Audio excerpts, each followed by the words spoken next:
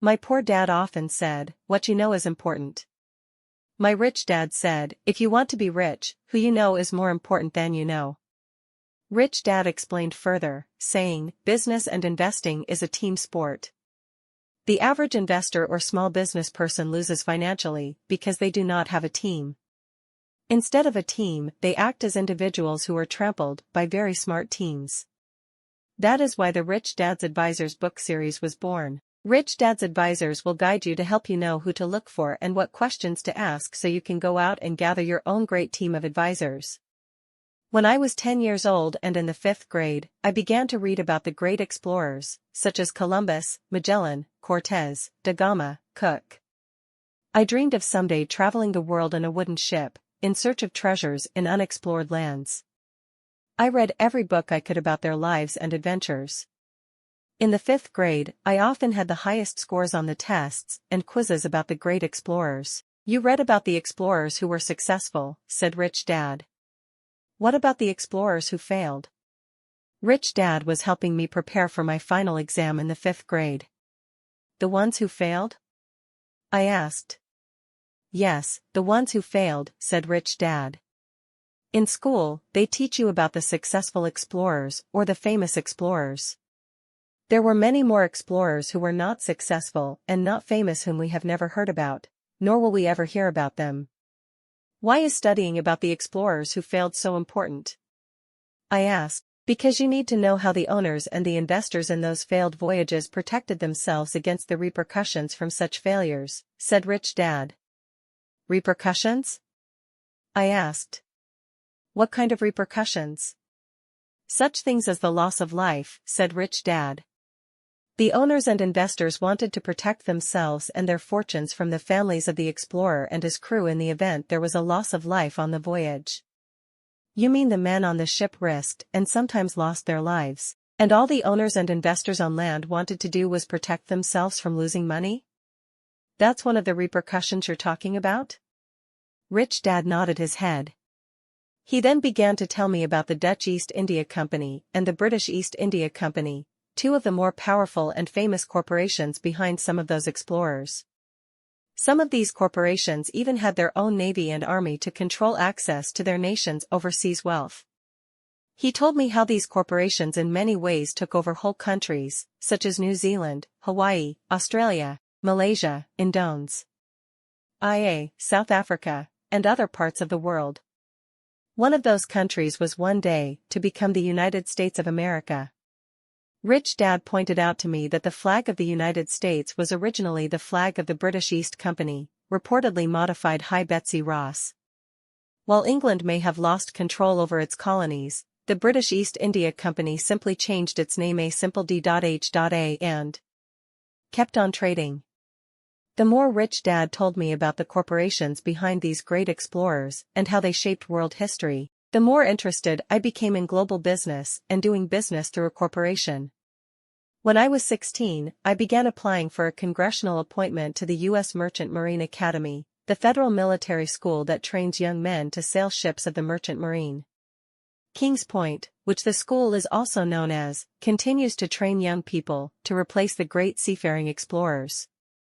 Only 2 students from Hawaii are admitted to this little-known federal academy each year, so I felt fortunate to be accepted after passing rigorous exams and interviews. At age 18, I began sailing as a student on board ships carrying cargo along the same trade routes established by Ferdinand Magellan and Captain James Cook. I quickly realized that although the early explorers are gone, some of those corporations Rich Dad talked about still exist today, and the U.S. government funds the education of these corporations' leaders. I began to understand why Rich Dad told me years ago, don't just study the explorer and his ships, study the power of the corporations behind the explorer and his ships. 747 replaces cargo ships. Today, I travel by 747 rather than by cargo ship. Although my mode of transportation has changed, I have heeded Rich Dad's advice and learned my lessons well. Today I travel as a representative of several corporations. The difference is that I own those corporations rather than simply work for them. As I stated via Rich Dad Poor Dad, my poor dad thought it was a good idea to be a good employee and climb the corporate ladder, while my rich dad said, don't climb the corporate ladder, why not on the corporate ladder? Rich Dad also said, the problem with climbing the corporate ladder is that when you look up, you see somebody's big fat butt above you. On a more serious note, he said, the two main reasons you need to own your own corporation are for protection against lawsuits and against excessive taxes, yet there are many other reasons and other strategies. The point is, if you are serious about being rich and keeping your wealth, understanding corporations and other legal structures is an important part of your ongoing financial education. Introducing Garrett Sutton. I am pleased to introduce Garrett Sutton to you. Often in my classes, students ask me questions about corporations and legal structures. My standard reply is, I did not go to law school and I am not an attorney, so I do not give advice on that subject. I suggest you do as I do, find a good attorney and use him or her as your advisor on this very important subject. I am pleased to introduce to you my advisor in these matters, Garrett Sutton. He is a pleasure to work with, and he is more than a great advisor, he is a great teacher.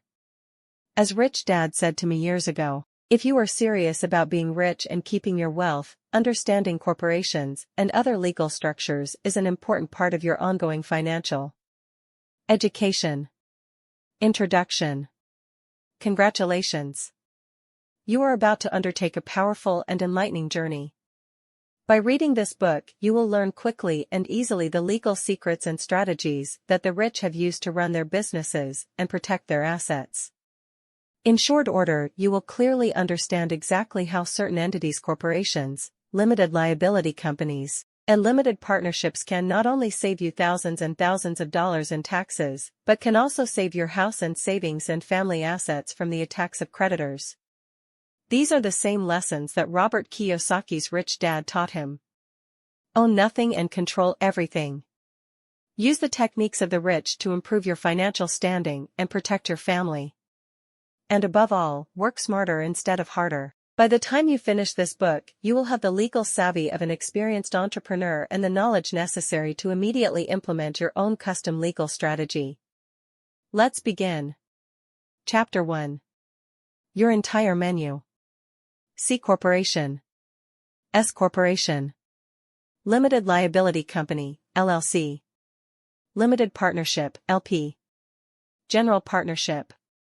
Sole Proprietorship. As legal business systems and traditions have developed over the last 500 years, several structures for running a business have evolved. Each structure, or entity, has its own advantages and drawbacks, which we will explore. As a frame of reference for making your selection, it is important for you to clarify your strategy in this planning. The purpose of this chapter is for you to clearly understand and choose the best entity for your unique and specific purpose. To that end, the following checklist should be considered. 1. Protection of family assets and investments. 2. Management control. 3. Avoiding family disputes. 4. Flexibility of decision-making. 5. Succession of children and other family members to management. 6. The nature of the business to be operated. 7. The nature of the asset to be held. 8. The number of owners involved. Estate planning and gifting of assets. 9-10. Who may legally obligate the business. 11. Effect upon an owner's death or departure. 12. The need for startup funding. 13. Taxation. 14. Privacy of ownership. 15. Consolidation of assets and investments. These and other issues will become apparent as we review your choices.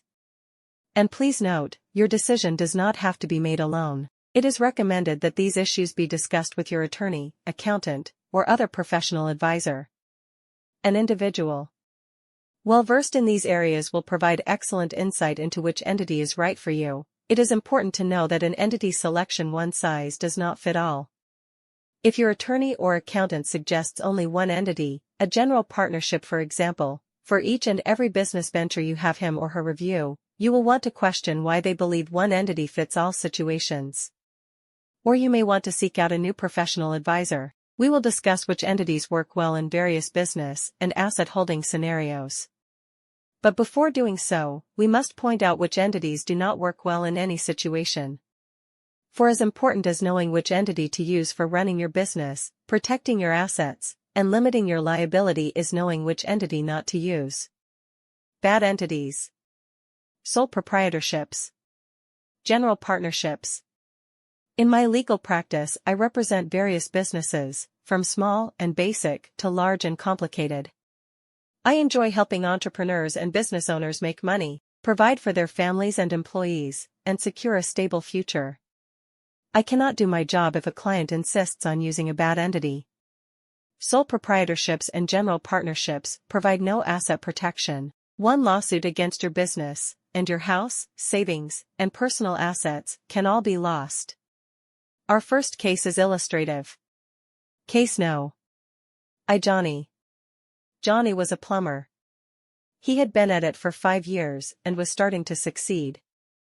His customers were satisfied with his work and the word of mouth for Johnny's ace plumbing was good. While Johnny was a good plumber, he felt intimidated by legal matters. Lawyers and accountants were supposed to be smart, so the work they did must be difficult. When Johnny was a young boy, his father had been unfairly treated by a lawyer. He remembered it to this day, and wanted nothing to do with them.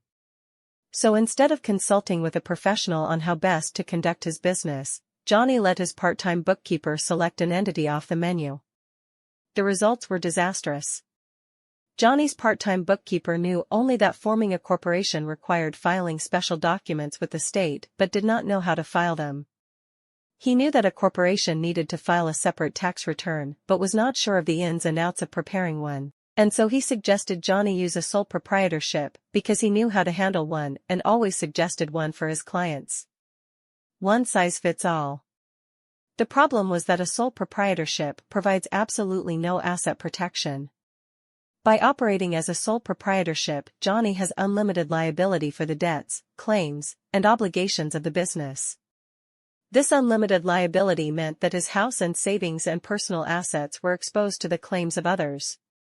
Of course, as in all horror stories, a demon entered Johnny's business. He had hired Damien as an employee to assist with his growing workload. Damien seemed like a decent guy and appeared to know the plumbing business. Johnny did not bother to do a background check on Damien. Johnny was new to the business world and not aware of the need to do so. After 1 week on the job, Damien assaulted one of Johnny's customers while they were alone in her house. Without going into the sordid details, this woman was so severely traumatized by what Damien did to her in her own home that she and her family had to move away. Within 3 weeks of the incident, Johnny's business was sued. Because Johnny was a sole proprietor, this meant that he, and not the business itself, as with a corporation, was sued and had to defend himself. The lawyer suing for the woman did the background check of Damien that Johnny did not do. Damien was a recently released ex-convict with a history of sexual assaults. Johnny did not have the insurance to cover such a claim. The case went forward. The lawyers argued to a jury that Johnny's business was irresponsible for failing to check up on Damien and was responsible for the consequences. They presented to the jury what was true: a business is vicariously liable, responsible, for the acts of its employees. The jury was horrified by the whole case and awarded damages of $10 million. Johnny was wiped out. As a sole proprietor, he was completely and personally responsible for every claim the business incurred. And he had attorneys with a 1/3 contingent interest in the collection of $10 million after him. Johnny lost his house, his savings, and his family. The stress of it all resulted in his wife divorcing him, obtaining custody of the children, and moving away. Johnny declared bankruptcy. He ended up a broken man, despising lawyers and our legal system all the more. The irony, of course, is that by consulting with a lawyer and using the legal system to his advantage, Johnny could have prevented the disastrous consequences that resulted from relying on a part-time bookkeeper with a one-size-fits-all mentality for entity selection. A competent lawyer would have told Johnny that there were risks known and unknown in running any business. To protect yourself from such risks, you need to limit your liability by establishing a corporation or other good entity. A good entity is one that shields and protects your personal assets from business risk. A bad entity is one that provides you no protection whatsoever. By using a good entity, Johnny could have used the legal system, which has evolved to encourage business activity and limit the liability of risk takers, to his advantage. Other sole proprietorship disadvantages. As if personal liability was not bad enough, there are two other disadvantages to using a sole proprietorship. Sale.lt is hard to sell a sole proprietorship, since its value is based on the owner and not the business. Death. When a sole proprietor dies, the sole proprietorship terminates. The sole proprietor's successors can only sell assets, not the business as a going concern. A general partnership is also a head entity. In fact, it is twice as bad as a sole proprietorship, because you have twice the personal exposure, personal liability for your acts and your partner's acts. This will be illustrated in case number 2 ahead. Whenever 2 or more persons agree to share profits and losses, a partnership has been formed. Even if you never sign a partnership agreement, state law provides that under such circumstances you have formed a general partnership. A written partnership agreement is not required by law. A handshake is acceptable for formation. In the event you do not sign a formal document, you will be subject to your state's applicable partnership law. This may not be to your advantage, since such general rules rarely satisfy specific situations. As an example, most states provide that profits and losses are to be divided equally among the partners. If your oral understanding is that you are to receive 75% of the profits, state law and your handshake will not help you. You are better advised to prepare a written agreement addressing your rights and rewards. Unlike a sole proprietorship, in which only one individual may participate, by definition, a general partnership must consist of 2 or more people. You cannot have a one-person partnership. On the other hand, you may have as many partners as you want in a general partnership. This may sound like a blessing, but it is actually a curse. The greatest drawback of a general partnership is that each partner is liable for the debts and obligations incurred by all the other general partners. While you may trust the one general partner, you have not to improperly obligate the partnership. The more general partners you bring aboard, the greater risk you run that someone will create serious problems. And remember, just as with a sole proprietorship, your personal assets are at risk in a general partnership. Your house and your life savings can be lost through the actions of your partner. While you may have had nothing to do with the decision that was made, and you may have been 5,000 miles away when it was made, and you may have voiced your opposition to it when you found out it was made, you are still personally responsible for it as a general partner. As such, a general partnership is much riskier than a sole proprietorship. In a sole proprietorship, only the proprietor can bind the business. In a general partnership, any general partner, no matter how wise or, unfortunately, how ignorant, may obligate the business. By contrast, limited liability companies, limited partnerships, and corporations offer much greater protection. All of them offer owners limited personal liability for business debts and the acts of others. It should be noted that because of these unlimited risks, the last thing you want to do is become a general partner of an enterprise in which you do not have day-to-day management control. If you do not thoroughly know what is going on in the company, you should not put your future on the line as a general partner. Case number 2. Louise. Louise had worked for someone else all her life. For the last 10 years, she had worked in the gift section of a large department store. She did not like the floor manager insisting she do things a certain way when she knew her way would generate more sales for the company.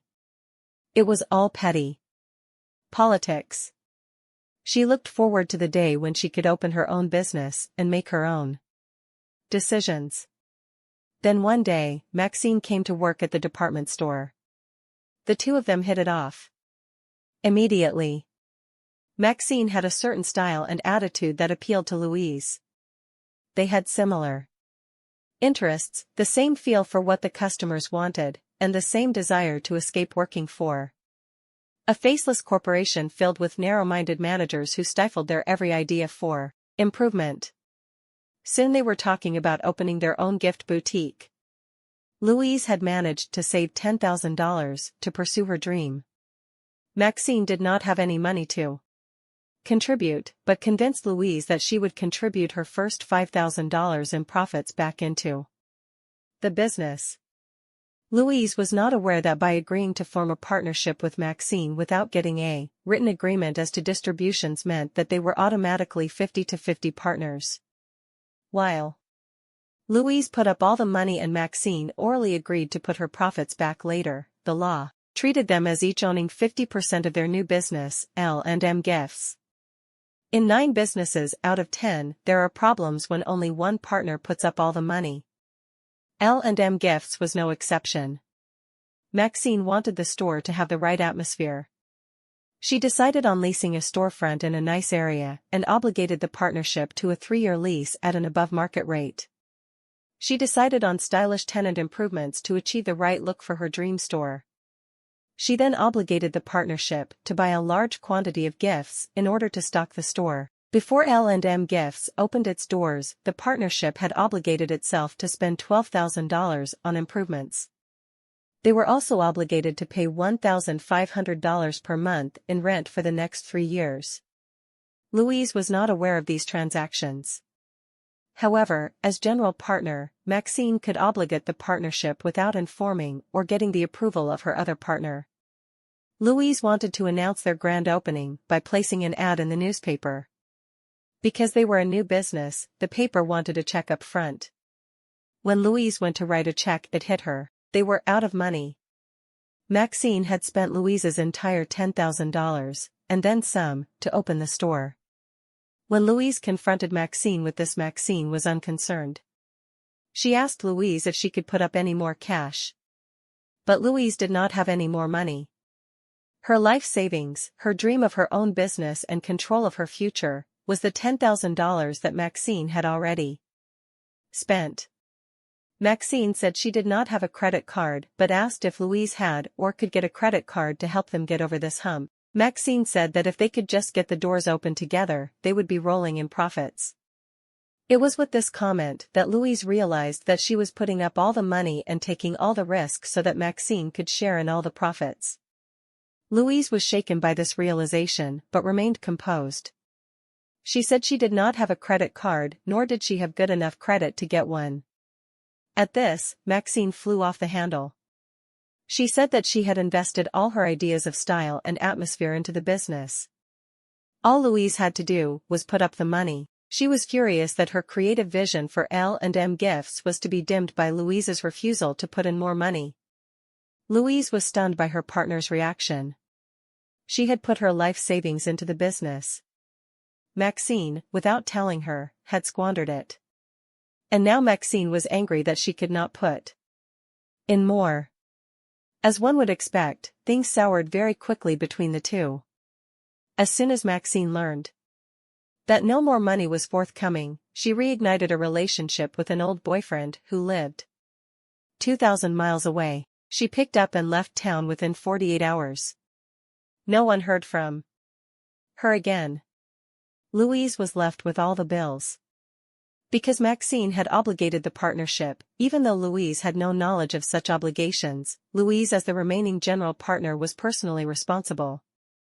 The landlord, the contractor who did the tenant improvements, and the suppliers of the inventory all sued Louise. While Maxine was equally responsible, if not more so, for these debts, the creditors did not even bother to pursue her.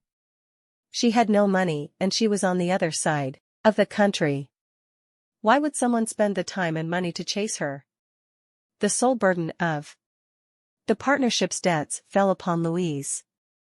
With her life savings gone and her vision of her own business dashed, Louise unhappily went back to work at the department store. As case number 2 illustrates, with a general partnership you have double the exposure of a sole